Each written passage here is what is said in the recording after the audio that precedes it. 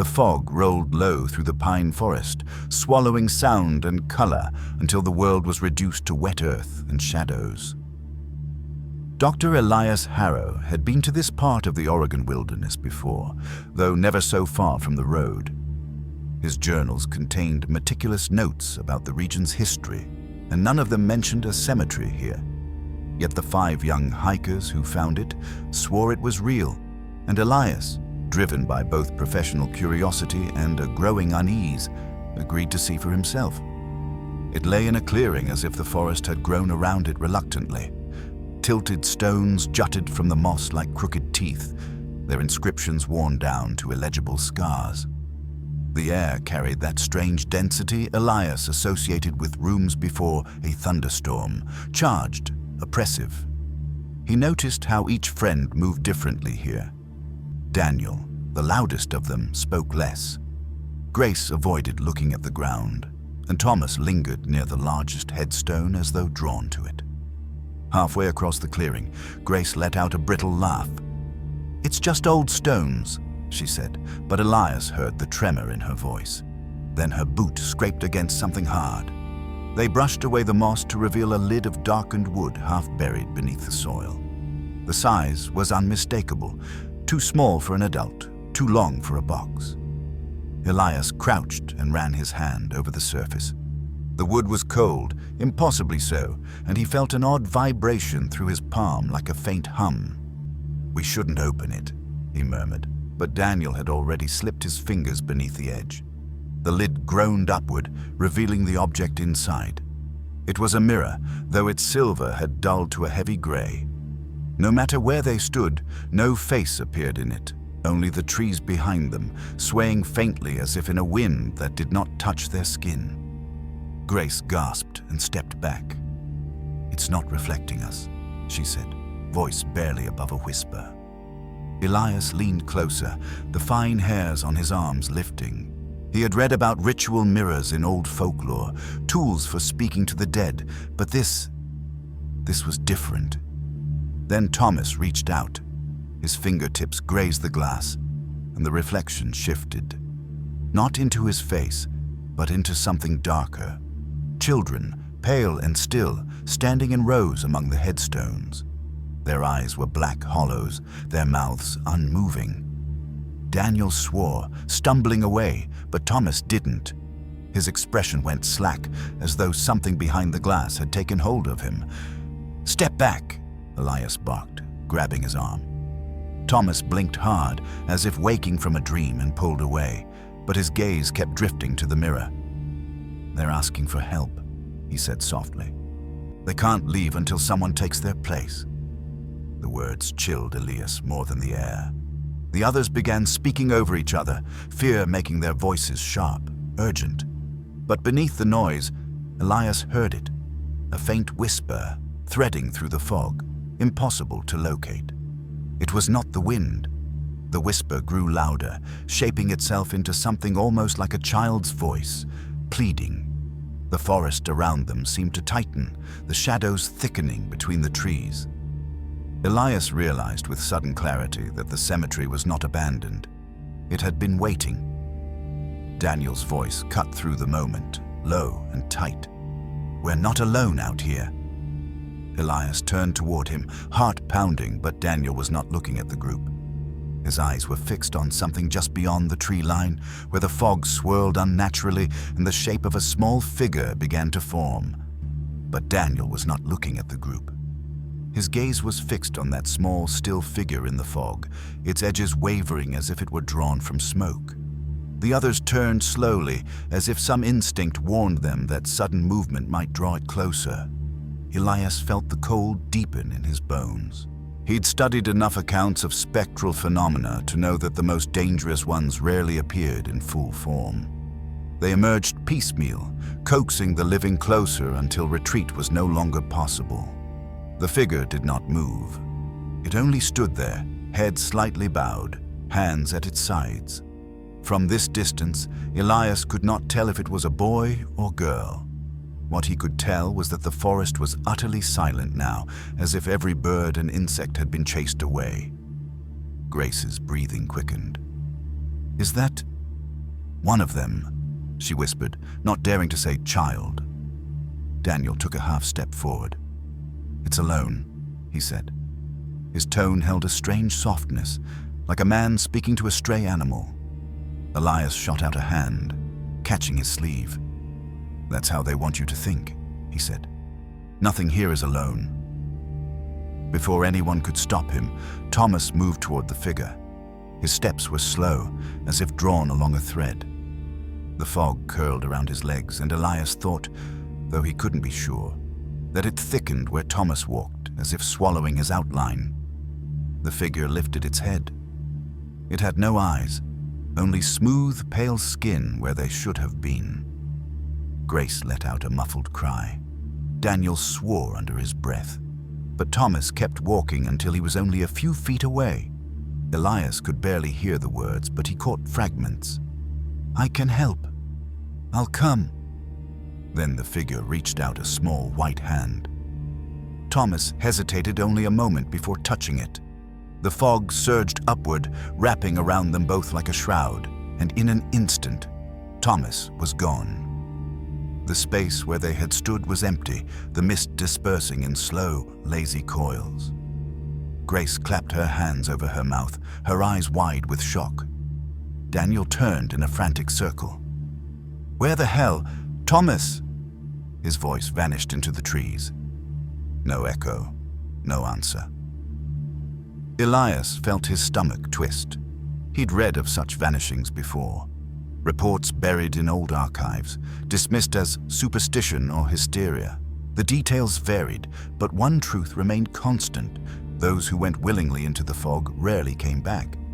And when they did, they were never the same. A sudden sound broke the tension. 3 sharp knocks, close enough to feel in the ribs. All eyes darted to the coffin. The mirror inside now reflected something new.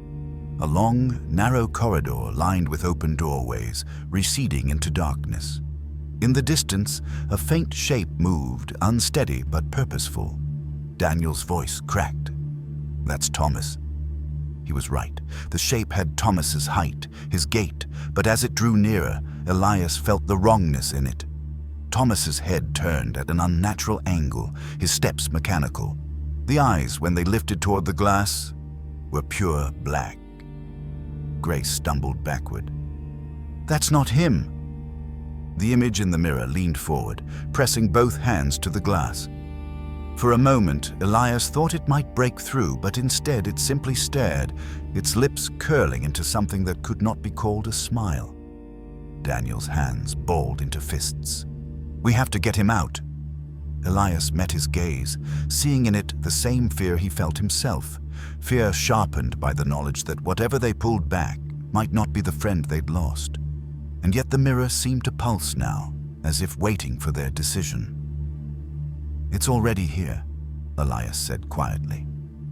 The words seemed to hang in the air, absorbed by the mist as though the forest itself was listening. Grace's face paled, and Daniel's jaw tightened, his fists still clenched. The mirror's surface shivered faintly, like disturbed water, and behind the black-eyed figure that wore Thomas's face, other shapes were beginning to emerge. They were children, too many to count, standing in that corridor of endless doorways.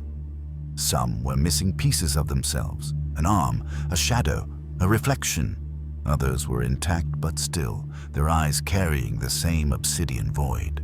They didn't move toward the glass. They simply waited, as if the decision of who would cross belonged entirely to the living.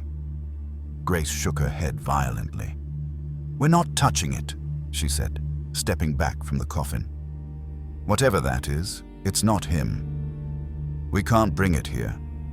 Daniel's voice dropped to a low growl. "Then we leave him there."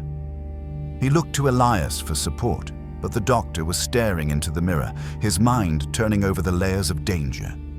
He had seen possession cases before, tricksters wearing the likeness of the lost, but never an entire host of them bound together in some silent pact. The ground beneath the coffin trembled just slightly, enough to make the mirror quiver. A smell began to seep into the clearing, damp soil mixed with something sweeter, almost like rotting fruit. Grace covered her mouth. Daniel stepped closer despite the scent, his hand lifting toward the glass. Elias caught his wrist. "Don't give it what it wants," he said sharply. "Once you touch it, you've invited it in." Daniel glared at him, the tension between them thick. Grace's eyes darted between them, caught between fear and desperation. Then the figure in the mirror moved. Its mouth opened, not in speech, but in a soundless scream, the kind that needed no air to carry. The other children began to sway gently, as if rocked by an unseen current. The corridor behind them grew darker, the doorways closing one by one until only the black-eyed Thomas stood in the narrowing light. Elias felt an odd pull in his chest, like a hook set deep behind his sternum. Grace stumbled, clutching at her ribs. Daniel's breath hitched. The pull wasn't physical. It was memory, grief, guilt, all woven together and aimed at making them step forward. The mirror brightened suddenly, its surface reflecting not the forest, not the corridor, but their own faces. This time the reflections were wrong, older, paler, their eyes dark pits like the children's. Daniel flinched away, but the image clung to the glass even after he moved. Grace backed farther until her heel caught on a stone marker. She fell hard, her cry cutting through the stillness. From the fog at the edge of the clearing came another figure, smaller than the first, but moving with purpose. It stepped into view. A girl in a tattered white dress, her hands clasped behind her back. Her face was shadowed, but something in the angle of her head suggested she was smiling. Elias's instincts screamed that this was the same kind of lure as before, another strand in the web. But Daniel took a step toward her anyway, his voice low and unsteady. "I know you," he said. Grace's eyes widened in horror. "Daniel, no!" The girl tilted her head further, and Elias caught a glint of black where her eyes should have been. "She's not who you think she is," Elias warned. His voice cut through the clearing, sharp enough to make Grace flinch. Daniel froze mid-step, his weight shifting forward as though every instinct told him to keep going, but something in Elias's tone rooted him in place. The girl in white tilted her head back to center, her shadowed face unreadable. The fog around her stirred, curling upward in thin tendrils. She took a single step closer, and Elias noted, almost clinically, that her feet made no sound on the damp earth. Every detail seemed crafted to mimic life, but fell just short. The proportions were slightly off, her shoulders too narrow, her arms too long. The way she held them behind her back felt rehearsed, like an actor in an unfamiliar role. Grace got to her feet, clutching her coat tighter. "What does it want?" she asked, her voice shaking. Elias didn't answer immediately. Instead, he studied the girl's stance, her careful stillness. In his mind, he catalogued what he'd read of ancient binding rituals, how some spirits were tethered to specific tasks, unable to act beyond their design unless invited. "It wants what the mirror wants," Elias said finally, "for one of us to cross over." The girl took another step. This time, the fog thickened enough that it blotted out the gravestones behind her. Her head lowered slightly, the gesture almost childlike in its shyness. Daniel's breathing grew heavier. "She looks like—" He stopped himself, but Elias caught the half-formed word. "Sister." The air grew colder, biting at their skin. Elias felt it then, the second pull. Unlike the mirror's hook, this one was sharper, targeted. It pressed on old wounds, shaping its lure to the person it wanted most. For Daniel, it was family. For Grace, perhaps it would be someone else. For Elias, he suspected, it would wear the face of a patient he had not been able to save. He stepped between Daniel and the girl, breaking the line of sight. "Don't speak to it," Elias said. "Don't give it a name." Naming was dangerous. It could solidify a connection, make a threshold permanent. A sound rose from the trees then. Not a voice, but a low, rhythmic tapping. 3 beats, a pause, 3 beats again. Elias had heard something like it before in field recordings of coastal rituals meant to summon the drowned. Grace looked around wildly.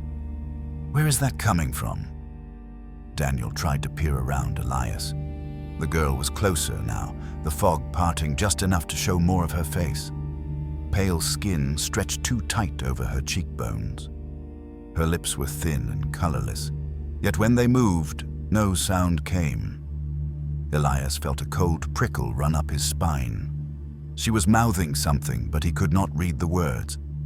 Then, without warning, the mirror in the coffin flared brightly, spilling a harsh silver light across the clearing.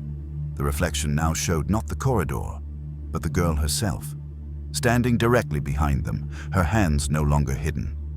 In the glass, her fingers were long, jointed wrong, tipped with black, curved nails. She reached forward in the reflection, though in the clearing she hadn't moved at all. Grace stepped back into Elias, her voice tight. "Tell me you see that." Elias did, and he understood now. The mirror and the girl were not separate lures. They were the same snare, split in two forms. "She's already inside the circle," Elias said grimly. The moment the words left his mouth, the boundary of the clearing seemed to tighten, the mist knitting itself into an unbroken wall.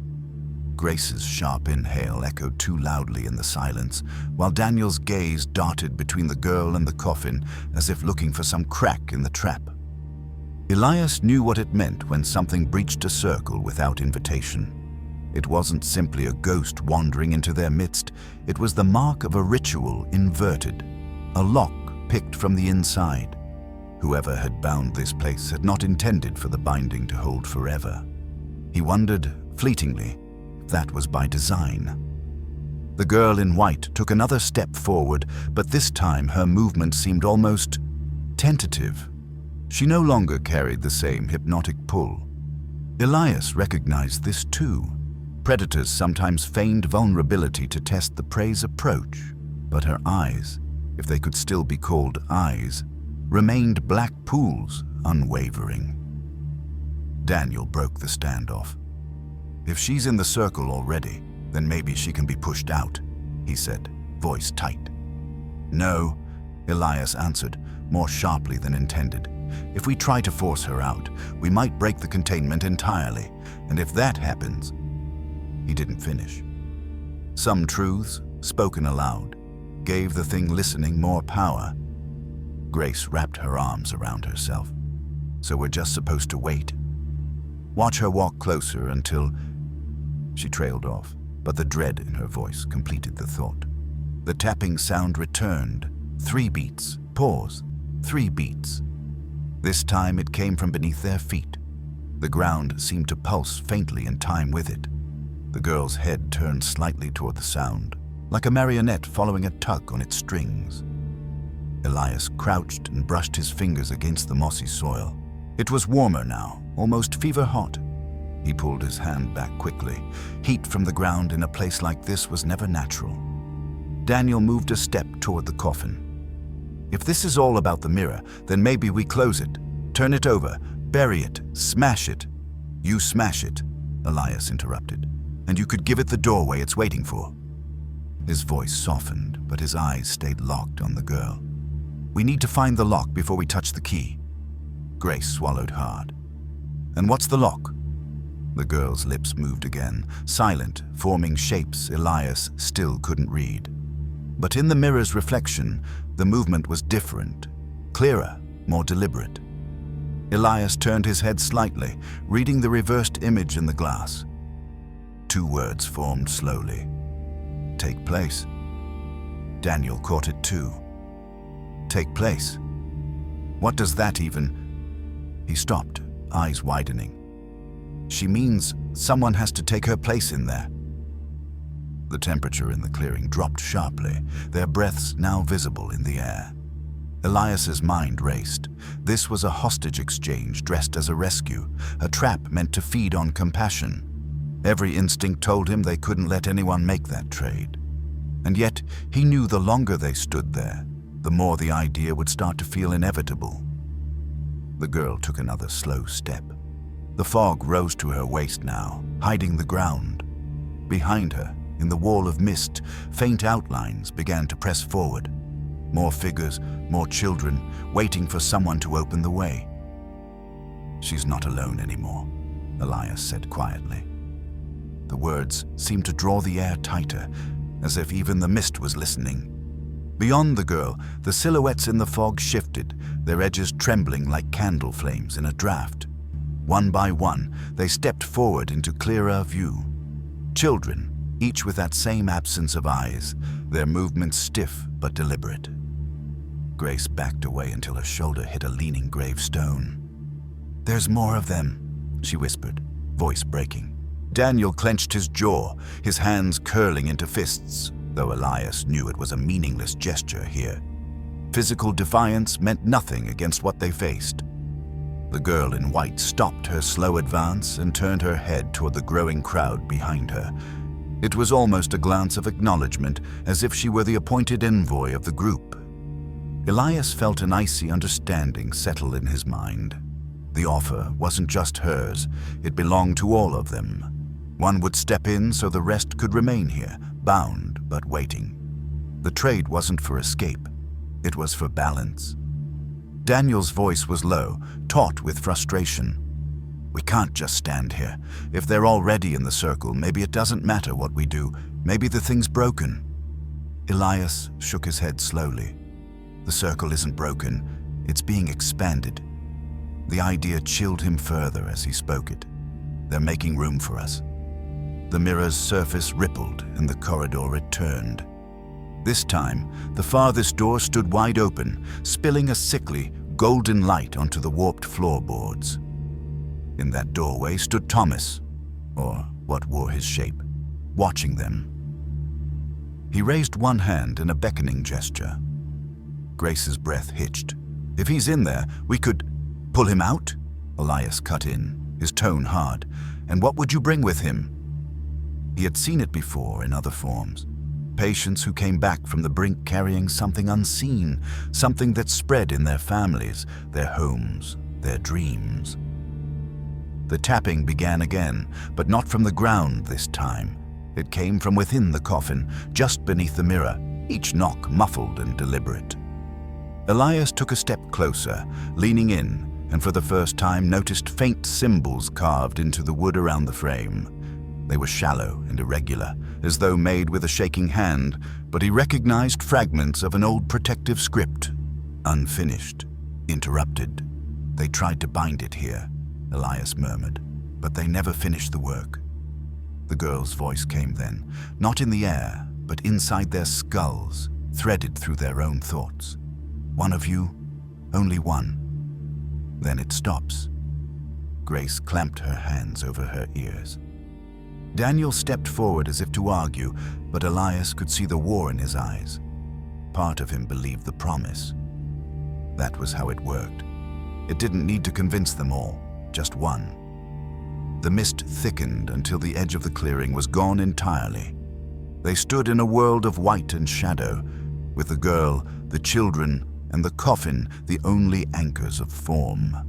Somewhere in that shifting void, something else moved. Something taller than the rest, its shape distorted and incomplete, as though it hadn't finished becoming. Elias's stomach turned. This was the true danger, the force the children served. He felt its attention fix on them, heavy and patient, like a predator content to wait for hunger to do its work.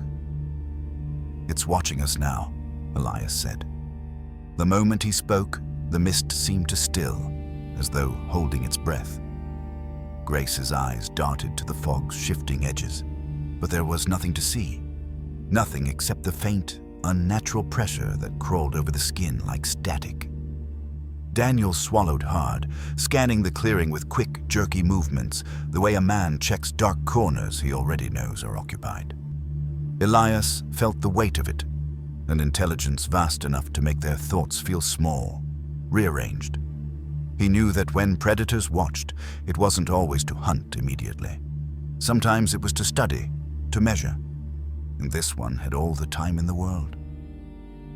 The girl in white tilted her head again, but this time her face turned not toward them, but toward that taller shadow in the mist. It was an act of deference, of acknowledgement, like a servant waiting for her master's signal. The children behind her stood perfectly still, their black eyes fixed on the group. Grace whispered, "Why doesn't it just take someone?" "Because it wants you to walk to it," Elias said, his voice low. "Willingness matters in these things. It changes the ownership." His mind pulled from memories of old case files, ritual exchanges that bound the victim more completely if they stepped into the trap of their own accord. The tapping resumed, faster now, inside the coffin. Each beat made the mirror tremble. In its surface, the corridor seemed closer, the perspective warped so that the far door was now only a few paces away. Thomas stood there still, but his head was bowed, hands hanging limply at his sides. Daniel's breathing hitched. "If he's still in there, maybe he's not—" "He is," Elias interrupted firmly. "Whatever you bring back won't be the friend you remember." The taller shape in the mist shifted closer, just enough for Elias to glimpse its outline. Too thin at the joints, too long in the limbs, its form flickering between child and adult proportions. It never stepped fully into sight, as if hiding its true shape was part of the seduction. Grace shivered and muttered, "We need to get out of the circle." Elias turned to her sharply. "And go where? The circle is the only thing keeping that from following us. Step out without ending it properly, and it will follow until it has what it wants." The girl's voice slipped into his thoughts again, smooth and certain.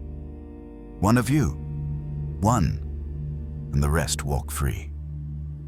Daniel's jaw worked, his eyes flicking between Grace and Elias. "What if she's telling the truth?" he asked, the doubt creeping in. "What if that's all it takes?" Elias stepped closer to him, lowering his voice to a knife edge. "And what if she's lying? What if one just opens the door for all the rest?" The taller shadow swayed slightly, like a figure rocking on its heels. Elias realized it wasn't impatience, it was anticipation. They weren't resisting long enough to frustrate it. They were resisting just enough to make the choice feel like theirs. The mist began to press inward, the gap between them and the girl shrinking without her moving. The coffin's knocks grew louder, the rhythm erratic now, as though something inside was struggling to get out. Grace's voice was a bare whisper. "It's getting closer." Elias didn't need to ask what she meant. He could feel it too. The thing in the mist had found its moment. "It's going to make its offer again," Elias said. The air inside the circle thickened, as though every breath had to be pulled through a layer of water. Grace's shoulders hunched instinctively, and Daniel's eyes darted toward the girl in white, who had resumed her forward approach. Behind her, the ranks of eyeless children fanned slightly, making room. It wasn't just an offer, it was a procession. The voice came, but not aloud. This time it was slower, heavier, threading into their thoughts like smoke into cloth. One choice, one life for many, one step, and it ends. The words had a weight to them, not persuasive in tone, but inevitable, like a sentence being read by a judge. Elias forced himself to break eye contact with the girl. Looking too long was dangerous. Invitation could be given without words. Instead, he studied the mirror. The corridor had shifted again, no longer narrow and claustrophobic. It was wider now, lit by that same sickly gold, and the open door revealed a space beyond it, a meadow under a twilight sky. It was bait, and a well-chosen one. Daniel's brow furrowed. "It's beautiful," he said without realizing. Grace caught his sleeve, her voice sharp. "That's not real. Don't even think about it." The taller shadow in the mist leaned closer, and Elias felt its attention narrow on Daniel. It knew who was faltering. Elias stepped between them, an unspoken barrier. "You think a place like that would exist behind all this?" he said, keeping his voice low but firm.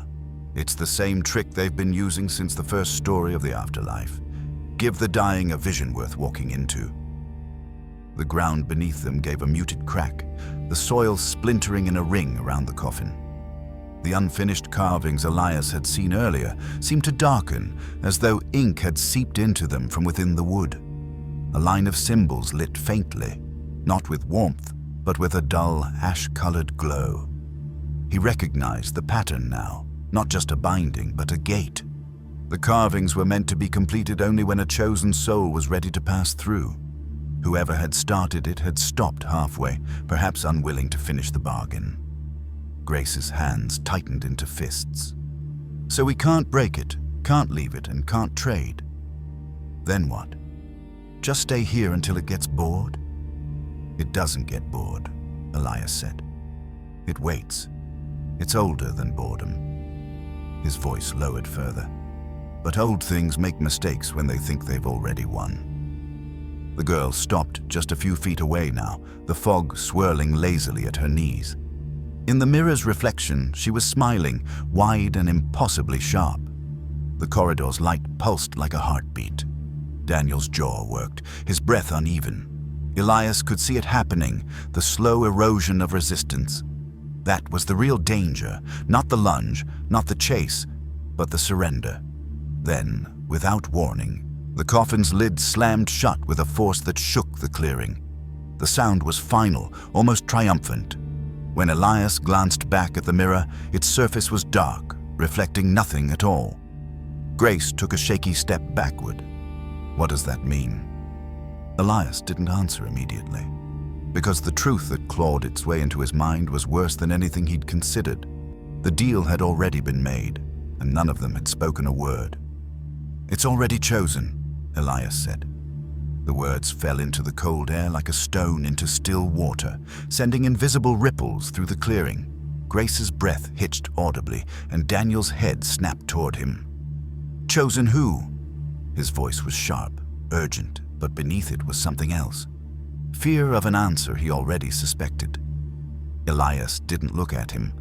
Instead, his gaze tracked the girl in white, who now stood motionless, her shadow stretching unnaturally toward the coffin despite the fog's diffuse light. The eyeless children behind her had stopped swaying, their stillness absolute, as if they were waiting for the named sacrifice to realize it. Grace shook her head. "No one agreed to anything. That's not how this works." "That's exactly how it works," Elias said quietly. "It doesn't need words. Consent is shaped long before it's spoken. You hesitate, you imagine the exchange, and it takes that as the invitation it needs." Daniel's fists clenched. "Then who's the one?" The girl's head turned ever so slightly toward him. It was enough. Grace's voice caught in her throat. "Daniel." He stepped back, but his heel caught on a root, forcing him to steady himself with a hand on one of the leaning gravestones. The taller shape in the mist loomed closer, its edges distorting as though it was slipping between forms, now child, now adult, now something else entirely. Elias realized with grim certainty that the choosing wasn't just about taking someone. It was about breaking the others through the loss. The coffin gave a deep, resonant creak, as though its hinges were under strain from within. Elias's eyes darted to the carvings around its rim. The ashen glow had brightened, lines joining where before they were broken. The gate was completing itself. Grace moved toward Daniel, grabbing his arm. "We're not letting it happen. We can stop it. We can—" The girl's voice slid into their minds again, cutting through Grace's words. "One. Already. One. Stop fighting." It wasn't taunting. It was confident, almost bored, as though the outcome had been decided long before they entered the clearing. Daniel's shoulders slumped for a fraction of a second, and that was enough for the mist to curl tighter around his legs. Elias lunged forward, grabbing him by the collar and yanking him free of the pale vapor. The fog hissed faintly where Daniel had been, dissipating into strange, curling wisps. "You can still resist it," Elias said, his voice taut, "but you need to stop thinking about what it's asking." Daniel's eyes were glassy, but some recognition sparked there. He nodded once, sharply. The taller shadow withdrew slightly, its attention shifting like a predator recalculating its approach. Grace exhaled shakily, but the reprieve was brief. The ground beneath the coffin cracked wider, and from within that split came a sound Elias had not heard before, low, guttural, almost like the grinding of stone. The eyeless children all turned their heads toward the fissure in unison. Elias felt the truth settle in him like lead. The choosing was only the first step. The gate would open regardless now, unless they found a way to unmake the carvings. He looked at Grace and Daniel, his voice a steady, grim command. We have to finish what they started, and we have to do it before the gate opens fully. Elias's voice carried the weight of finality, and for the first time since entering the clearing, Daniel and Grace didn't argue.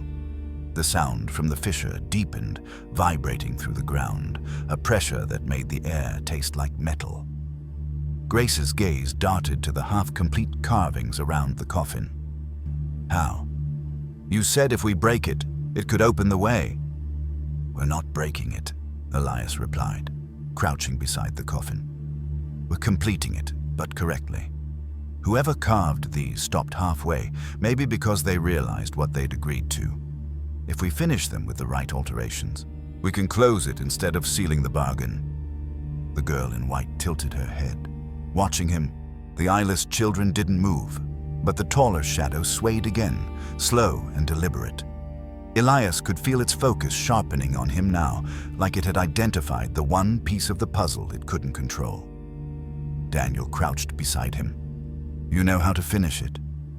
I know enough to try, Elias said, though doubt gnawed at him.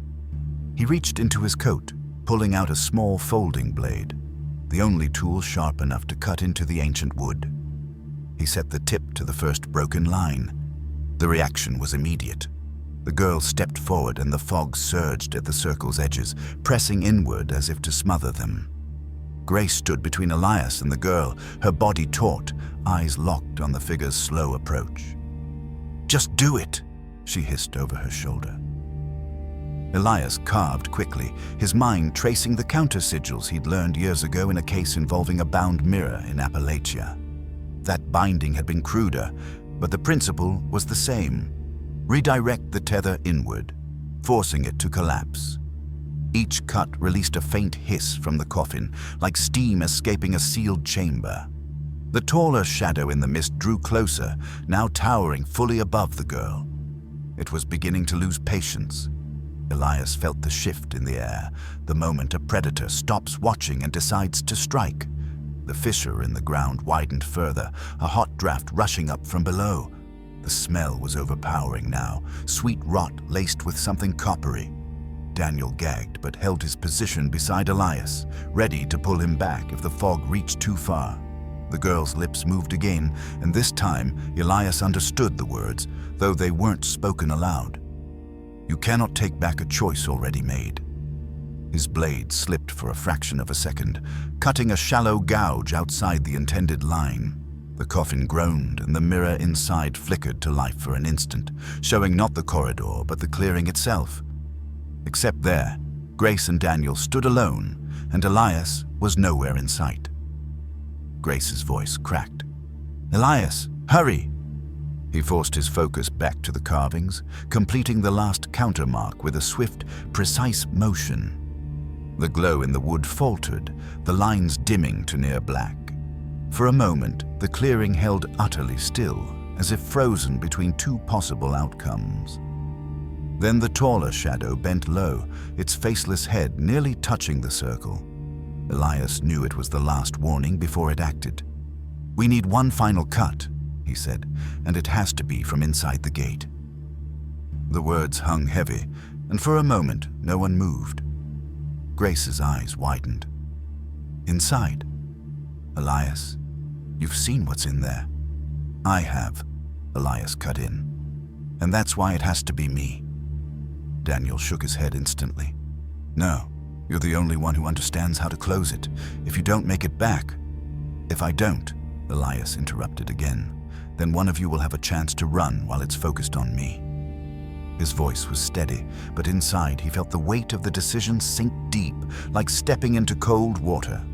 He'd known since the moment he saw the incomplete carvings that this was the likely end.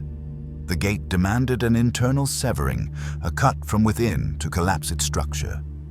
The mirror inside the coffin flared to life, the corridor stretching endlessly once more. This time, the door at its far end swung wide before they could approach, the golden light spilling into their clearing as if daring them.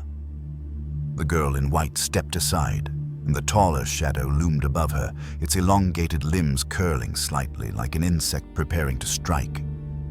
Grace's voice broke. "You go in there. It won't let you come back." Elias crouched, blade in hand, and met her gaze. "Then I'll make sure it closes behind me." He stepped toward the coffin. The moment his fingers touched the rim, the fog inside the circle pulled inward, dragging him closer. Daniel's hand shot out to grab his arm, but Elias shook his head sharply. "If you follow me, it takes us both." Daniel's grip loosened. The girl smiled, an expression that stretched too wide, teeth too small and too many, and whispered into his mind, "Welcome." The instant his foot crossed the coffin's threshold, the air changed.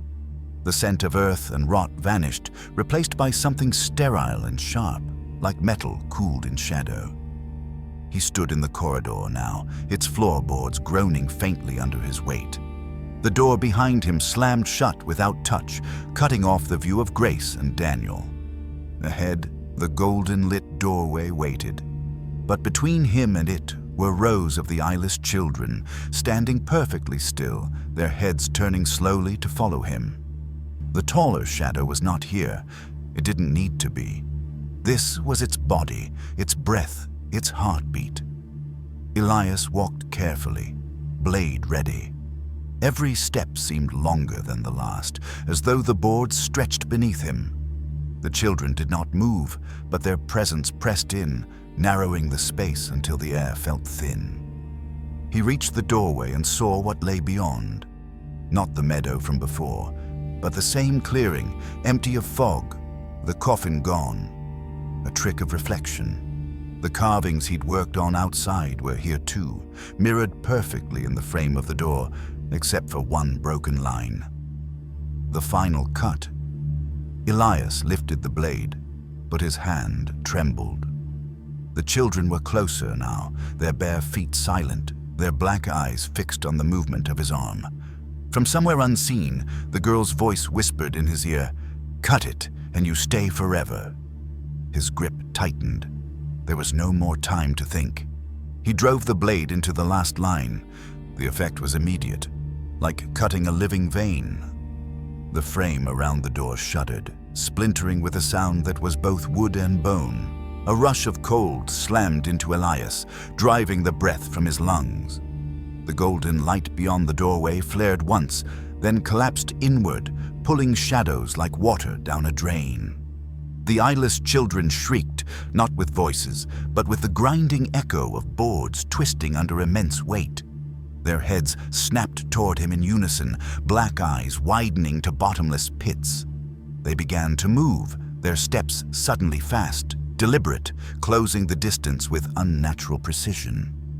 Elias yanked the blade free, spinning toward the now fading door behind him. It was no longer shut. Beyond it, through a haze of distortion, he saw the clearing, Grace gripping Daniel's arm, both of them shouting something he couldn't hear. The air between him and that door thickened, resisting each step like syrup. One of the children reached for him, its fingers elongating mid-grab, curling around his wrist with crushing strength. The touch was ice, and it carried a pull toward the darkness behind them. Elias drove the blade into its arm, not cutting flesh, but slicing through something incorporeal that screamed without sound. The child vanished like smoke. More hands reached for him. He pushed forward, each step a battle against the unseen drag trying to anchor him here. The taller shadow was ahead now, filling the corridor entirely, blocking the exit. Its limbs scraped the walls, bending them inward, its faceless head tilting at an impossible angle as it studied him. Elias raised the blade, but the thing didn't move.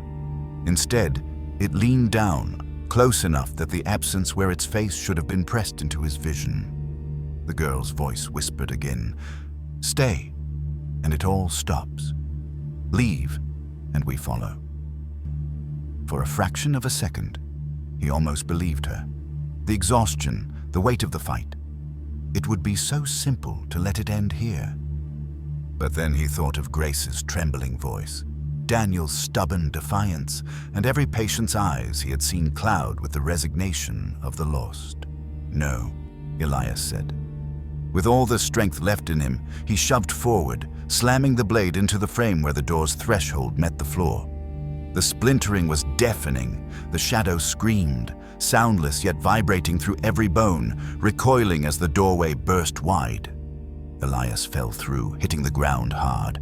Cold, wet moss cushioned the impact, and when he looked up, the clearing was nearly empty. The coffin lay split in two, the mirror shattered into a dozen dull shards.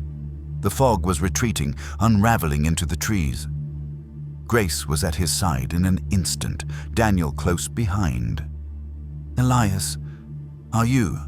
Grace began, but stopped when she saw his hands. They were covered not in blood, but in a fine black ash that seemed to cling, resisting the air. The air was lighter now, easier to breathe, but deep in the trees, beyond the receding mist, a faint tapping began again. 3 beats. Pause. 3 beats. Elias turned his head toward the sound. "It's not over," he said. The words landed heavier than the clearing's damp air, and even though the fog was pulling back into the forest, Grace's shoulders tightened as if it were creeping closer. Daniel followed Elias's gaze toward the tree line where the faint tapping came, his jaw set but his face pale. They all knew it. The sound wasn't random. It was a signal. Elias pushed himself to his feet, the black ash still clinging to his hands despite his attempts to brush it away. Grace reached for one of his wrists. "What is this? Why won't it come off?" He didn't answer immediately. In truth, he wasn't sure. He suspected it was residue from whatever binding had been inside the gate, a mark left on the one who made the final cut. The thought twisted in his gut. The tapping grew louder, closer. 3 beats. Pause. 3 beats. A language without words. The same pattern he'd heard before in his other cases. Warnings and invitations disguised as coincidence. Daniel bent to pick up a shard of the mirror, its surface dulled and fractured. If this is over, why is it calling again? Elias took the shard from him, turning it in his hand.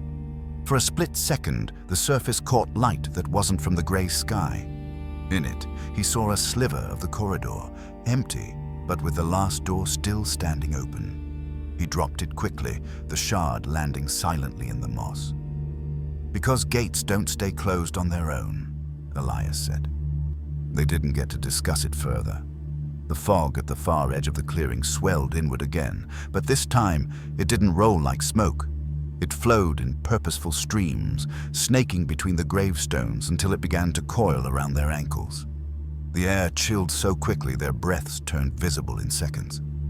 Grace's voice was tight. "It's trying to pull us back." Elias's mind raced. He'd felt the gate collapse, but now it seemed another was forming. Smaller, perhaps, but no less dangerous. The original binding had been tied to the coffin. With that destroyed, the force could improvise, using anything to anchor itself. The tapping stopped. In its place came a slow, deliberate sound. Footsteps. They were faint, but their direction was unmistakable, moving toward them from the trees. The first figure to emerge wasn't the girl in white. It was Thomas. Grace gasped. Daniel took a step forward, but Elias's arm shot out, blocking him. Thomas's eyes were no longer black pits. They were his own. His face, his stance, the small, nervous habit of biting his lower lip. It all looked right. Too right. Elias spoke low, never looking away from Thomas. "It's learned. It knows we won't trust the masks it used before, so it's wearing something better." Thomas stopped a few feet away. "You left me," he said. his voice raw. "You left me in there." Daniel's voice cracked. "If it's really you, it's not," Elias said firmly, though the doubt gnawed at him. He'd studied mimicry long enough to know that once it became perfect, there was no easy test. The fog tightened around them, and Thomas, if it was Thomas, took another step closer. His next words came softer, almost pleading. "You don't have to fight anymore. You just have to come back." Elias didn't move. "It's not over," he repeated, this time to himself, as if anchoring the thought before anything could erode it. The words felt heavier now, like they belonged to the clearing itself. Thomas, or what looked like Thomas, stopped moving, his expression softening into something painfully familiar. Grace's eyes shimmered with tears. "If it is him," she whispered, but her voice faltered. Elias kept his focus sharp, watching the subtle details. The stance was perfect, the breathing measured, but there was no flicker of uncertainty, no trace of exhaustion, the things that clung to real survivors. "It wants us to decide," he said. "That's the trap." The fog curled tighter, wrapping up their calves now. The cold made Elias's fingers stiff, the black ash on his hands seeming to burn in the chill. He felt the weight of it, not just a mark, but a tether. Whatever was calling them back still had a line hooked into him. Thomas took another step. "It's different now," he said, his tone quiet, almost resigned. "It doesn't have to be like before. You just let it in, and then it stops." The words weren't an argument. They were an invitation disguised as surrender. Elias knew that tone. He'd heard it in patients who'd stopped fighting their nightmares and started living inside them. Daniel's hands curled into fists. "If there's even a chance it's him, we can't." "We can," Elias cut in, his voice cold. "And we must, because if it's him, then he's already lost. And if it's not..." He let the unfinished thought linger, knowing they both understood. The fog thickened suddenly, swallowing the gravestones around them until only the three of them and the figure remained. Then the sound began again. Not tapping this time, but the low, rhythmic hum of many voices blending together. It rose from all sides, pressing into their skulls until their thoughts felt submerged.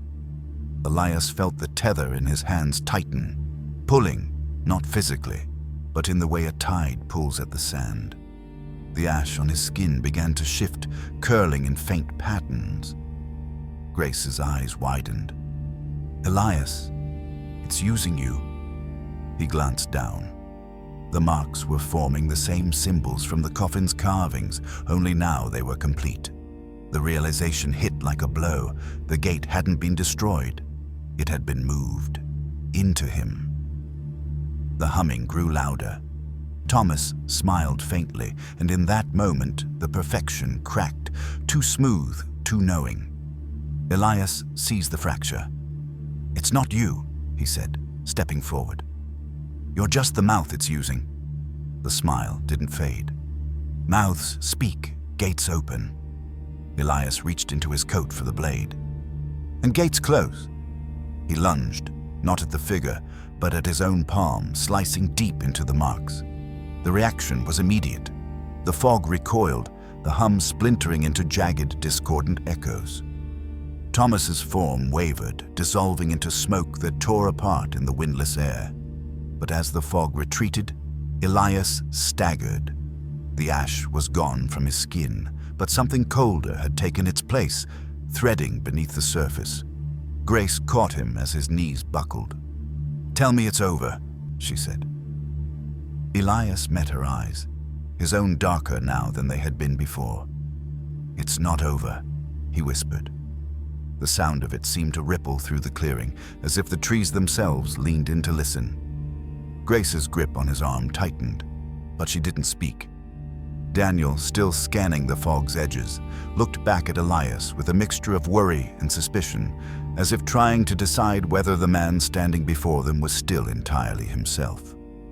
The mist had thinned, but it hadn't gone. It hung low, swirling lazily over the ground, as if biding its time. The silence between them was broken only by the faint, almost inaudible hiss of air passing through the moss, like breath from something too large to see. Elias stood slowly, his movements deliberate. Inside, he could feel it. A cold filament coiled beneath his skin, threading through muscle and bone. It wasn't pain, it was presence. Whatever had been in the coffin, in the mirror, in the gate, had left a piece of itself inside him. Grace's voice was careful, almost tentative. "Can it use you, like it used Thomas?" Elias didn't answer right away.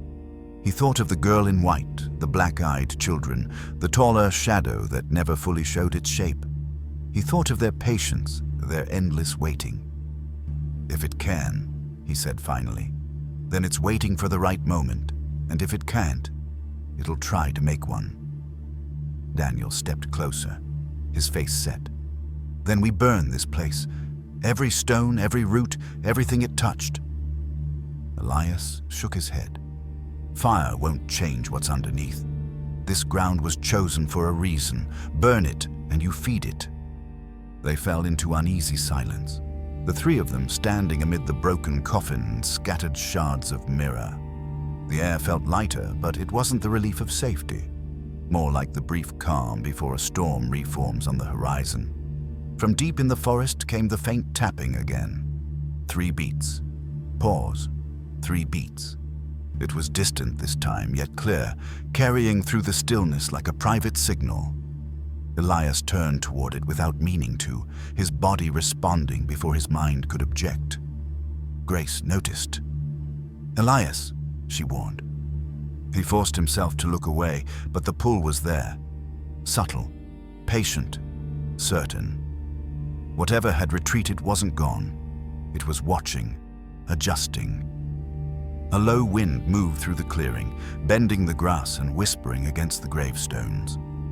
In its passing, Elias thought he heard words, too faint to be sure, but enough to leave him cold. He looked at Grace and Daniel, both staring at him now, waiting for something he couldn't give. Reassurance. "We leave," he said, "but we don't forget. If this comes back, it won't start here. It'll start with us." They walked out together, the forest closing behind them, mist clinging to the ground like memory.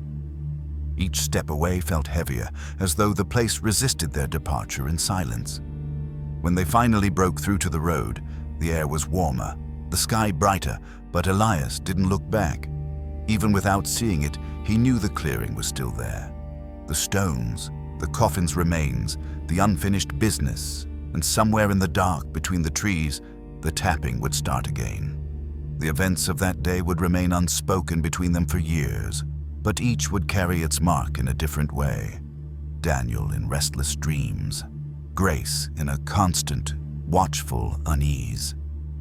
And Elias in the quiet moments when his reflection didn't quite match his face. Some places don't let you go. Some doors don't stay shut. And some choices, once made, keep choosing you back. If you've heard this story before, tell me, would you have made the cut, or would you have walked away? Share your thoughts in the comments, because every perspective is another piece of the truth. And if you want to hear more stories like this, true or almost too strange to be true, make sure you subscribe. The next time the fog rolls in, you'll want to be ready.